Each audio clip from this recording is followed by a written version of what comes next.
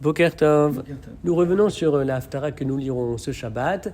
Et après avoir reproché aux Kohanim de ne pas avoir posé la question de la place de Dieu, après avoir reproché aux Tovsei HaTorah, à ceux qui ont pris possession de la Torah, c'est-à-dire connaissance de la Torah, et de ne pas avoir associé cette connaissance à la dimension de la conscience, à la dimension de la transcendance, après avoir reproché donc un intellectualisme dénué de tout sentiment religieux, eh bien le prophète Jérémie va s'adresser aux Rohim. Les Rohim, c'est les bergers, et au nom de Dieu, il va dire « Varohim pachovi » et les bergers se sont rebellés contre moi, c'est Hachem qui parle.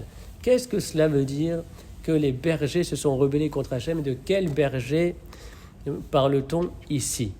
Alors, dans les commentateurs classiques, il est rapporté que les bergers en question désignent les Mélachim, les rois, c'est-à-dire les dirigeants politiques. Les dirigeants politiques qui se sont rebellés contre Hachem, c'est-à-dire qui se sont pris pour Hachem, instaurant leurs propres lois, se vouant souvent un culte, oubliant leur humanité, se considérant comme une fin et non comme un moyen pour aider la population à vivre mieux, un souverain qui établit une autre législation que celle qui fut révélée sur la montagne du Sinaï.